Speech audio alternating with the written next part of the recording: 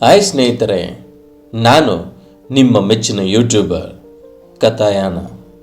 ಕಥಾಯಾನ ಎಂದರೆ ಕಥೆಗಳ ಮೂಲಕ ಎಲ್ಲರ ಬಾಳಿನ ಬೆಳಕನ್ನು ಸುಂದರಗೊಳಿಸಲು ನಾನು ನಿಮ್ಮ ಮುಂದೆ ಬಂದಿರುವೆ ಸ್ನೇಹಿತರೆ. ಇವತ್ತಿನ ಕತೆ ಯಾವುದೆಂದರೆ, ನನ್ನ ಹಾಡು ದಿಲ್ಲೀಶನಿಗಾಗಿ, ಅವರ ಹಾಡು ಜಗದೀಶನಿಗಾಗಿ. ಈ ಪದಗಳ ಅರ್ಥ ಏನಂತಂದರೆ, ನೋಡಿ ಸ್ನೇಹಿತರೆ, ಈ ಜಗತ್ತಿನಲ್ಲಿ ಎರಡು ವಿಧದ ಹಾಡುಗಾರಿದ್ದಾರೆ. ಅದರ ಒಂದು ವಿಧ ಜನರನ್ನು ರಂಜಿಸೋದಕ್ಕೆ, ಜನರಿಗೋಸ್ಕರ ಹಾಡುವಂತಹವರು ಸ್ನೇಹಿತರೆ. ಇನ್ನೊಂದು ವಿಧ ಯಾವುದಂತಂದರೆ, ಅವರು ಬರೀ ದೇವರನ್ನು ರಂಜಿಸಲು, ದೇವರಿಗಾಗಿ, ದೇವರ ಪ್ರಾರ್ಥನೆಗಾಗಿ ಅವರು ಹಾಡ್ತಾರೆ ಸ್ನೇಹಿತರೆ. ಇದು ಎರಡು ವಿಧದ ಸಂಗೀತಗಾರರು, ಹಾಡುಗಾರರು ಇದ್ದಾರೆ ಸ್ನೇಹಿತರೆ.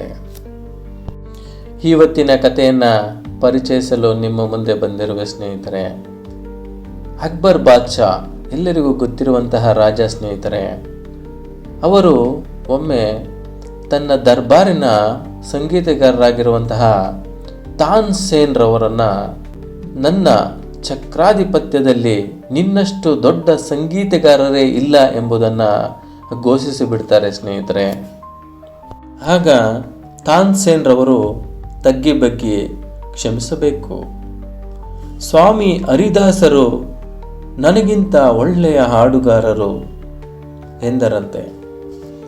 ತಕ್ಷಣ ಅಕ್ಬರ್, ಹಾಗಿದ್ದರೆ ಅವರನ್ನು ಕರೆಸಿ ನಮ್ಮ ದರ್ಬಾರ್ನಲ್ಲಿ ಹಾಡಲು ಹೇಳಿ ಎಂದಾಗ ತಾನ್ಸೇನ್ ರವರು, ಸ್ವಾಮಿ ಹರಿದಾಸರು ಇಲ್ಲಿಗೆ ಬಂದು ಹಾಡುವುದಿಲ್ಲ, ನಾವೇ ಅವರಿರುವಲ್ಲಿಗೆ ಹೋಗಬೇಕು, ಅವರು ಹಾಡಿದಾಗ ಮಾತ್ರ ನಾವು ಕೇಳಬೇಕು ಅಂತ ಅಕ್ಬರ್ಗೆ ಹೇಳ್ತಾರೆ ಸ್ನೇಹಿತರೆ.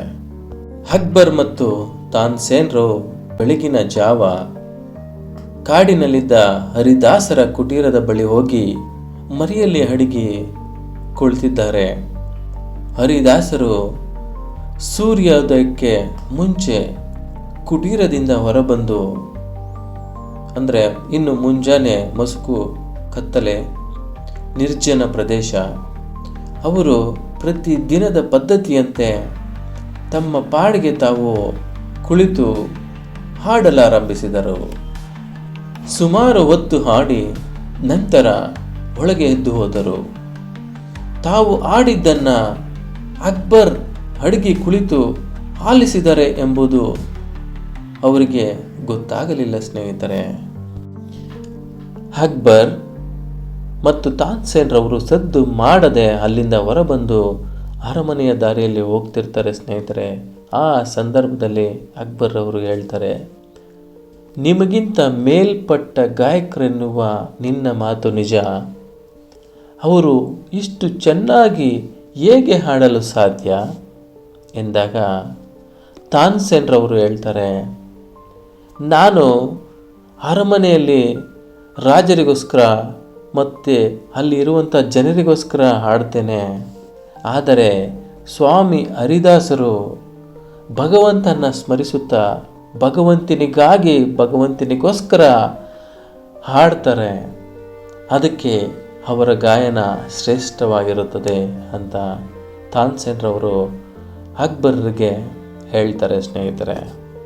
ಸ್ವಾಮಿ ಹರಿದಾಸರಂತೆಯೇ ಸಂಗೀತದ ಮೂಲಕ ಭಗವತ್ ಸೇವೆಯನ್ನು ಮಾಡುತ್ತಾ ಬದುಕಿ ಬಂದಿದ್ದ ಮತ್ತೊಬ್ಬ ಮಹಾನುಭಾವ ಎಂದರೆ ಅವರೇ ಸ್ನೇಹಿತರೆ ಕಂಬನದಾಸರು. ಇವರ ಬಗ್ಗೆ ಸಂತೋಷ್ ಕುಮಾರ್ ಗುಲ್ವಾಡಿಯವರು ತಮ್ಮ ತಾನ್ಸೇನ್ ಪುಸ್ತಕದಲ್ಲಿ ಸೊಗಸಾಗಿ ಉಲ್ಲೇಖಿಸಿಕೊಂಡಿದ್ದಾರೆ ಸ್ನೇಹಿತರೆ. ಮತ್ತೆ ಅವರ ಕೃತಜ್ಞತಾಪೂರ್ವವಾಗಿ ಅವರನ್ನು ನೆನೆಸ್ಕೊಳ್ಬೇಕು ಸ್ನೇಹಿತರೆ. ನೋಡಿ, ಆ ಕಥೆಯನ್ನು ನಿಮ್ಮ ಮುಂದೆ ಹೇಳ್ತೀನಿ ಸ್ನೇಹಿತರೆ. ನೋಡಿ, ಕಂಬನದಾಸರು ಅದ್ಭುತ ಹಾಡುಗಾರರು. ಅವರದ್ದು ಭಗವಂತನಿಗೆ ಮಾತ್ರ ಹಾಡುವ ಶಪಥ ಇದೆ. ಆದರೆ ಅವರ ಹಾಡುಗಾರಿಕೆಯನ್ನು ಕೇಳಬೇಕೆಂದು ಅವರನ್ನು ಕರೆತರಲು ಅಕ್ಬರ್ ಪಲ್ಲಕ್ಕಿಯನ್ನು ಕಳಿಸ್ತಾರೆ ಸ್ನೇಹಿತರೆ. ಆದರೆ ಕಂಬನದಾಸರು ಪಲ್ಲಕ್ಕಿಯನ್ನೇರದೆ ಕಾಲ್ನಡಿಗೆಯಲ್ಲಿ ಅಕ್ಬರ್ನ ದರ್ಬಾರ್ಗೆ ಬರ್ತಾರೆ. ಬಂದು ತನ್ನ ಶಪಥ ಗೊತ್ತಿದ್ರೂ ಕೂಡ ನನ್ನನ್ನು ದರ್ಬಾರ್ಗೆ ಕರೆಸಿಕೊಂಡ ಅಕ್ಬರ್ನ ಮೇಲೆ ಅವರಿಗೆ ತುಂಬ ಸಿಟ್ಟು ಬಂದಿರುತ್ತೆ.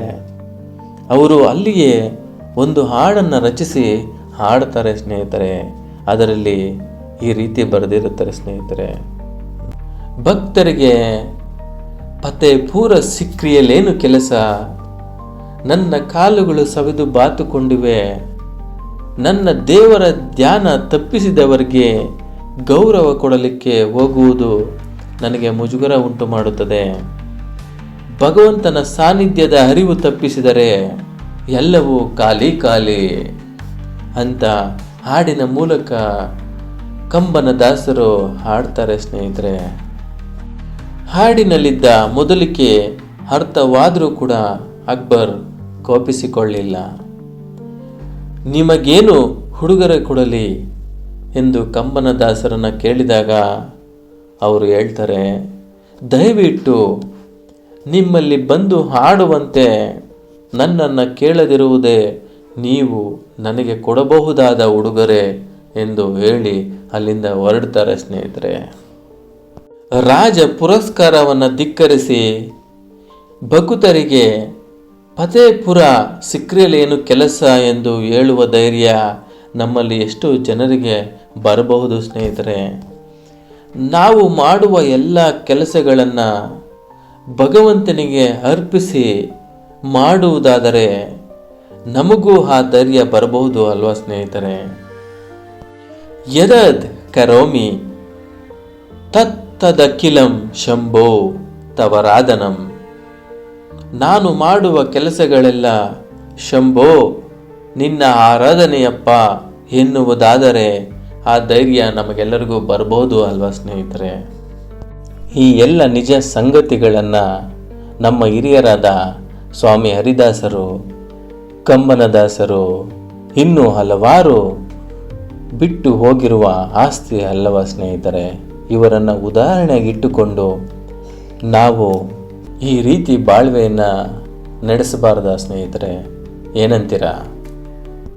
ಈ ಕಥೆಯನ್ನು ಹೇಳುವ ಮೂಲಕ ನಿಮ್ಮ ಎಲ್ಲರ ಬಾಳು ಬೆಳಕಾಗಲಿ ಎಂದು ಹಾರೈಸುತ್ತಾ ಮತ್ತೆ ನಾನು ನಾಳೆ ಒಂದು ಕಥೆಯ ಮೂಲಕ ನಿಮ್ಮ ಮುಂದೆ ಬರುವೆ ಸ್ನೇಹಿತರೆ. ಜೈ ಹಿಂದ್, ಜೈ ಕರ್ನಾಟಕ ಮಾತೆ. ಎಲ್ಲರಿಗೂ ಶುಭವಾಗಲಿ ಸ್ನೇಹಿತರೆ. ಹಾಯ್ ಸ್ನೇಹಿತರೆ, ನಾನು ನಿಮ್ಮ ಮೆಚ್ಚಿನ ಯೂಟ್ಯೂಬರ್ ಕಥಾಯನ. ಕಥಾ ಅಂದರೆ ಕಥೆಗಳ ಮೂಲಕ ಎಲ್ಲರ ಬಾಳಿನ ಬೆಳಕನ್ನು ಸುಂದರಗೊಳಿಸಲು ನಾನು ನಿಮ್ಮ ಮುಂದೆ ಬಂದಿರುವೆ ಸ್ನೇಹಿತರೆ.